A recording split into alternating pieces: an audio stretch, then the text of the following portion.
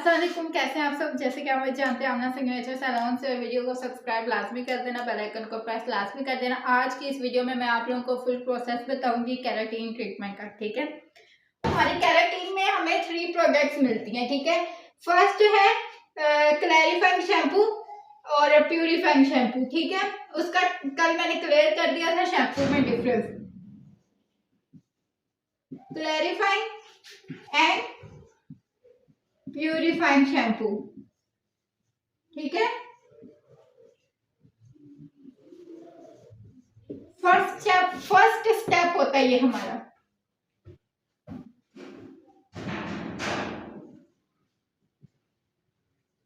अच्छा, सेकंड है हमारा केराटिन क्रीम, जो मेन प्रोडक्ट होती है। आ जाए,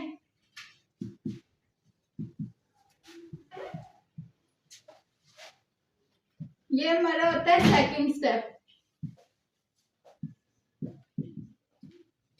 थर्ड स्टेप हमारा क्या है? कंडीशनर।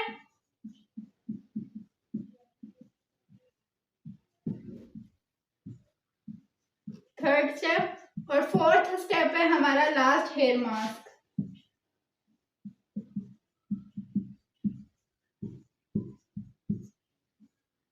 ये हमारा आता है फोर्थ स्टेप। फर्स्ट हम शैम्पू का यूज करते हैं। जैसे मैंने बताया था, केराटिन के लिए जो हम शैम्पू यूज करेंगे वो 1 टाइम करेंगे। मतलब 1 टाइम, एक टाइम हमने शैम्पू लगा दिया, स्काल्प पे भी लेंथ पे भी अच्छी तरह एप्लीकेशन करके 5 मिनट के लिए हमने शैम्पू को हेयर्स में छोड़ना होता है। इसका क्या काम होता है? ये हमारे क्यूटिकल्स को ओपन करता है। क्यूटिकल्स को हमारे को ओपन करता है। और इस शैम्पू के यूज करने के बाद हम सेकंड जो हम करते हैं, हम क्लाइंट के हेयर्स को ड्राई करते हैं। और अब मैं आप लोगों को इसी लेक्चर में ये बताऊंगी कि किन टाइप के हेयर्स को कितने % ड्राई करेंगे। फिर हम इस पे अपनी सेकंड प्रोडक्ट अप्लाई करते हैं। ठीक है, और सेकंड प्रोडक्ट को हमने अलग डिफरेंट टाइमिंग देनी होती है कि किसी हेयर पे हम 35 मिनट छोड़ते हैं और किस हेयर पे हम 45 मिनट छोड़ते हैं। मतलब 45 मिनट से ज्यादा आप लोगों ने सेकंड प्रोडक्ट को किसी भी हेयर्स पर नहीं छोड़ना। उसके बाद आते हैं, ये हमारा टाइम मुकम्मल होने के बाद जैसे रिबॉन्डिंग में फर्स्ट प्रोडक्ट निकालते हैं, इसमें हम फर्स्ट प्रोडक्ट को उसी तरह हम ड्राई करेंगे।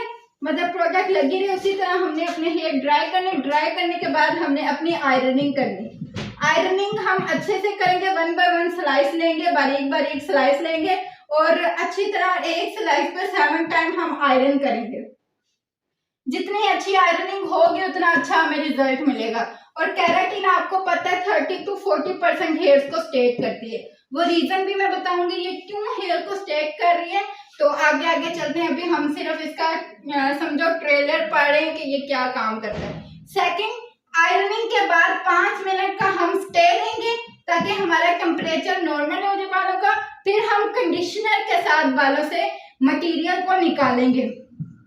जाहिर बात है, क्रीम लगी हुई है ना बालों में, उसी तरह वॉशिंग यूनिट पे सारे क्रीम एक दफा अच्छे से कंडीशनर के साथ निकाल लेंगे। लास्ट फिर हम हेयर मास्क लगाएंगे। हेयर मास्क बालों में लगाएंगे और 15 मिनट वहीं पे गीले बालों में हेयर मास्क को छोड़ेंगे। फिर इसको हम सादे पानी से निकाल देंगे, रिंस आउट कर देंगे। ठीक है, ये हमारा प्रोसेस है। इस प्रोसेस से क्या समझ आई कि हम पहले अपना प्यूरिफाइंग या क्लैरिफाई शैम्पू से हेयर वॉश करेंगे। अच्छी तरह वॉश करना है, 5 मिनट बालों में ही शैम्पू को छोड़ना है। छोड़ने के बाद बालों से शैम्पू निकालेंगे।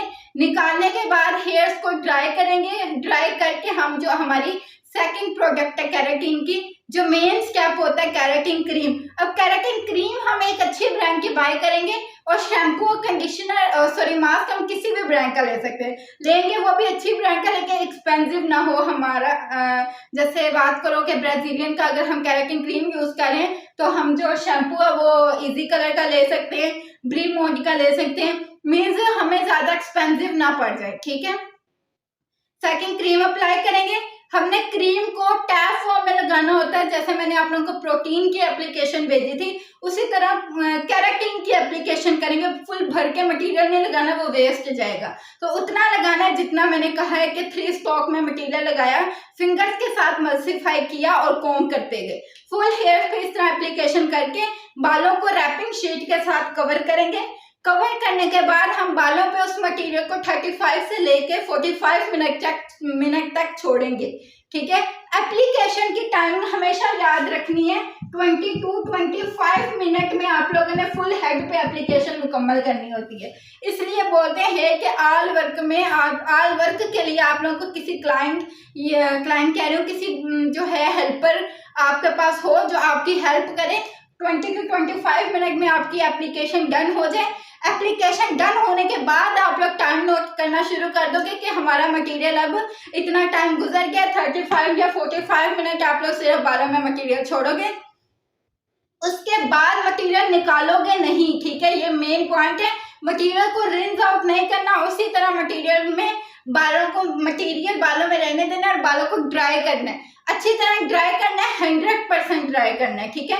मटेरियल लगने के बाद 100% ड्राई करके आप लोगों ने आयरनिंग करनी होगी, बारीक बारीक स्लाइस लेके 1 स्लाइस पे 7 टाइम आपने आयरन करना है। और आयरन करने के बाद जब आपका फुल हेड आयरनिंग हो जाए, 5 मिनट स्टे देके बालों का टेम्परेचर नॉर्मल हो जाए, फिर आपने वॉश करना है, मटेरियल अच्छे से निकालना है, कंडीशनर लगाना है, कंडीशनर के साथ मटेरियल अच्छे से निकालना है, फिर हेयर मास्क अप्लाई करना है, उसको 15 मिनट बालों में छोड़ना है और उसको भी निकाल देना और बालों को ब्लो ड्राई कर देना। ये हमारा फाइनल रिजल्ट है, ठीक हो गया।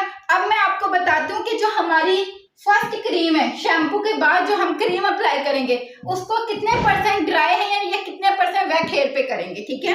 तो अब देखो, अगर आपके पास आता है वर्जन हेयर तो आपने 50% वेट हेयर पे मटेरियल लगाना है। वर्जन हेयर आया और उस पे आपने एकदम से फुल ड्राई हेयर पे अगर मटेरियल लगा दोगे, आपका बाल जो है वो ड्राईनेस की तरफ होना शुरू हो जाएगा, मजीद रिपेयरनेस की बजाय, ठीक है। तो लाइबा आवाज बंद कर लो। तो अगर आप वर्जिन हेयर पे वर्क करेंगी तो 50% वेट हेयर पे आपने मटेरियल लगाना है, ठीक है। उसके बाद आता है डैमेज हेयर। अगर डैमेज हेयर पे वर्क कर रही है तो आपने 60% वेट हेयर पे फर्स्ट प्रोडक्ट लगानी है, ठीक हो गया। अब आयरनिंग की बात सुन लो।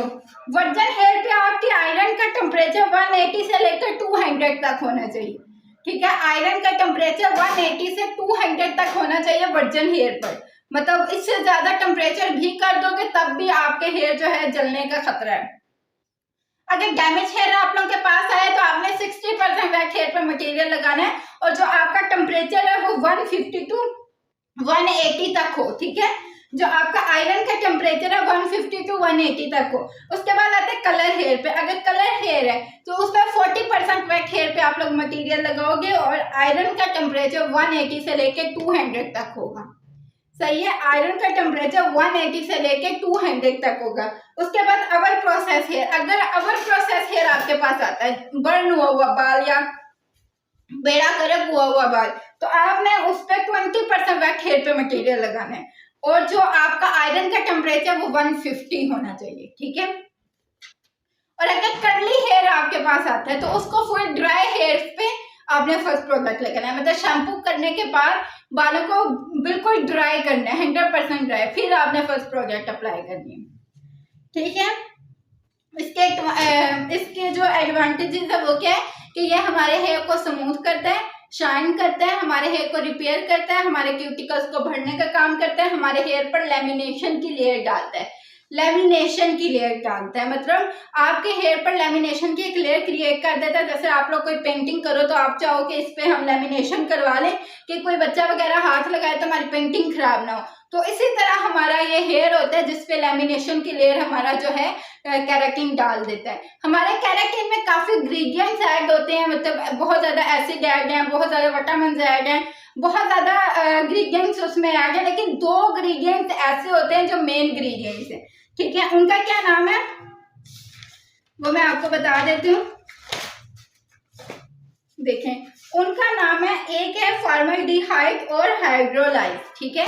क्या नाम है हमारे ये दो हमारे मेन इंग्रेडिएंट्स है हमारी केराटिन में, फॉर्मल्डिहाइड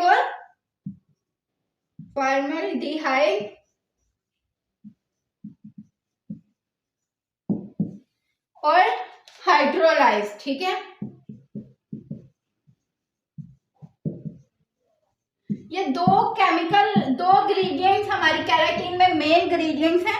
अब देखो जो हमारा हाइड्रोलाइज है वो क्या काम करता है, हमारे बालों के क्यूटिकल्स को बढ़ने का काम कर रहा है। कौन सा केमिकल, हाइड्रोलाइज। अब मैं आपको समझाती हूँ। अब देखो किसी के बाल बहुत ज्यादा कर्ली होते हैं, किसी के बाल कम कर्ली होते हैं और किसी के बाल बिल्कुल कम कर्ली होते हैं, ठीक है। अब हमारे हेयर में डाइसल्फाइड बॉन्ड्स होते हैं, डाइसल्फाइड बॉन्ड्स, ठीक है, जो रिबॉन्डिंग हमारे बॉन्ड्स को ब्रेक करते हैं ना, वो वाले बॉन्ड्स अब इनमें बहुत दूर दूर होते हैं, ठीक है, क्योंकि ये देखो बहुत ज्यादा कर्ली बाल है, इनके अंदर बहुत दूर दूर है, इन्हीं को उन्होंने क्यूटिकल्स बोला हुआ है, ठीक है, बहुत दूर दूर है, इसके भी बहुत दूर है, ठीक है। लेकिन केराटिन का जो एक इंग्रेडिएंट है हाइड्रोलाइज, ये क्या काम करेगा, हमारा क्यूटिकल्स के दरमियान का जो डिस्टेंस है उसको फिल करने का काम करता है। तो जितनी हद तक वो फिल कर सकता है उतनी हद तक वो उसको फिल करता है। अगर बहुत इस तरह का आपका हेयर है, इस टाइप के हेयर पे वर्क कर रहे हैं तो वो इतना % आपके हेयर को जो है स्ट्रेट लुक देगा। अगर इस टाइप के हेयर पे वर्क कर रहे हैं तो वो इतने % आपके हेयर को स्ट्रेट लुक देगा। अगर बिल्कुल कम कर्ली हेयर पे वर्क कर रहे हैं तो वो 100% आपके हेयर को स्ट्रेट लुक दे सकता है केराटिन। तो ये जो है प्रोसेस होता है, ठीक है। उसके बाद फॉर्मल्डिहाइड, ये क्या काम करता है केराटिन में। अब देखो हाइड्रोलाइज ने क्या काम किया, हमारे क्यूटिकल्स को भरने का काम किया। अब फॉर्मल्डिहाइड क्या करेगा, इसके ऊपर एक लेयर डाल देगा जो लैमिनेशन की लेयर होगी, ठीक है। हमारा फॉर्मल्डिहाइड केमिकल क्या करता है, हमारी क्यूटिकल के ऊपर एक लेयर डाल देता है जो हमारा लैमिनेशन की लेयर होती है। और ये जो हाइड्रोलाइज है ये क्या काम करेगा, हमारे क्यूटिकल्स को भरने का। तो ये प्रोसेस होता है केराटिन, इस वजह से 30 to 40% स्ट्रेटनिंग लुक देते हैं। ठीक हो गया, अब ये समझ आ गई है। और अगर बहुत ज्यादा ओवर प्रोसेस हेयर आपके पास आता है, बहुत ज्यादा डैमेज है, रफ हेयर, तो आप उसके ऊपर जो है मतलब बिल्कुल बेजान हेयर, तो आप उस पर 35 मिनट छोड़ेंगे प्रोडक्ट। अगर स्ट्रॉन्ग हेयर आपके पास आया है तो बहुत ज्यादा कर्ली हेयर, तो आप उस पर 45 मिनट छोड़ेंगे प्रोडक्ट, ठीक है, ये याद रखना है। अब उसके बाद इनको निकालो कि नहीं, उसी तरह वॉश करके आयरन करके उसी तरह जो नेक्स्ट प्रोसेस बताया वो करो। कि ये हमारे केराटिन का प्रोसेस था। केराटिन समझ आ गया। अब